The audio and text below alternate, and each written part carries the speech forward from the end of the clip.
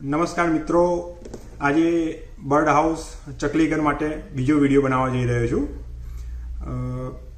આગળ એક વિડીયો બનાવ્યો હતો પણ એની અંદર થોડું ડિફિકલ્ટ હોવાથી અત્યારે એક ટોટલી ફૂલ્લી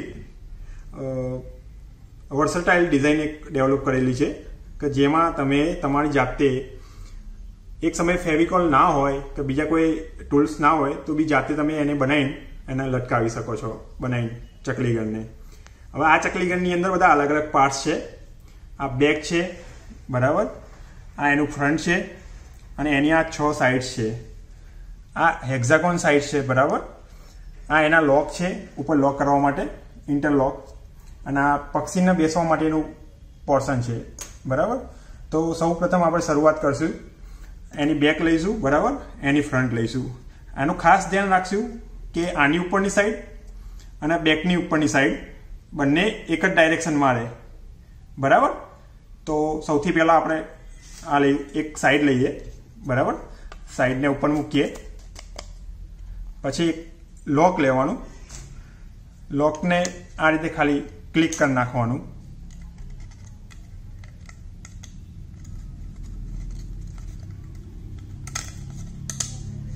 બરાબર. એટલે આ લોક થઈ જશે, બરાબર. હવે એ જ રીતે ખાસ ધ્યાન રાખવાનું, આ જે પોર્શન છે ઉપરની સાઈડ રહેવું જોઈએ, આની સામેની સાઈડ, બરાબર. એટલે આને બી એ રીતે લોક કરી નાખીએ આપણે.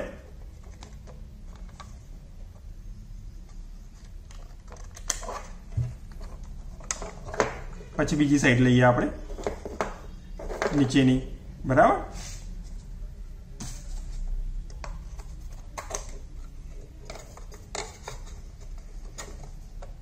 એમાં બી સેમ કરવાનું છે.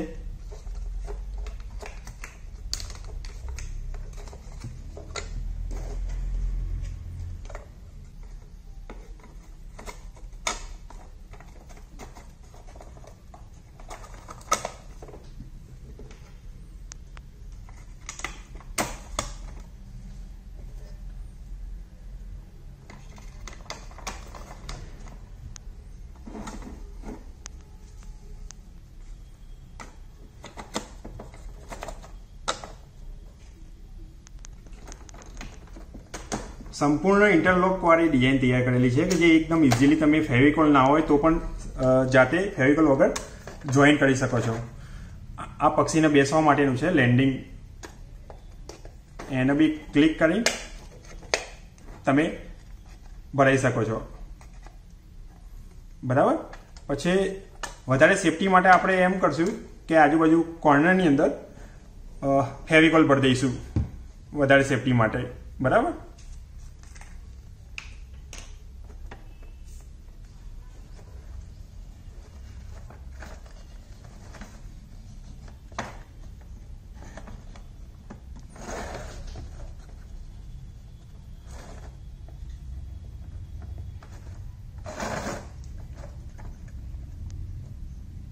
એના પછી આને અડધો કલાક સુકવવા દઈશું.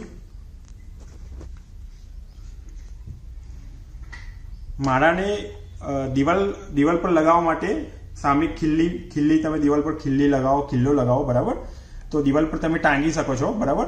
અને દિવાલ પર ટાંગવું ના હોય તો છતની નીચે કે કોઈ જગ્યાએ લગાવવા માટે આપણે શું કરશું,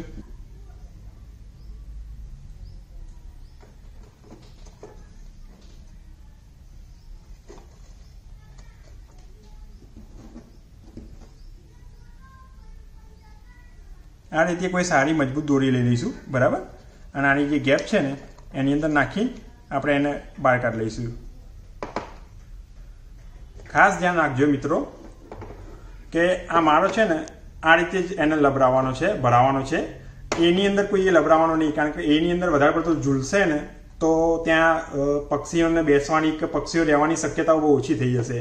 એટલે આ માળો છે ને આપણે કોઈ છતના નીચે કે ગમે ત્યાં આપણે છાપરા નીચે બાંધીએ તો આમ અલગથી બંને દોરી આમ અલગ જ બાંધીએ, બરાબર, કે જેટલું હલનચલન ઓછું થાય અને શક્ય હોય તો આટલું નજીક બાંધીએ એમ, બરાબર. ઓકે, ખૂબ ખૂબ ધન્યવાદ.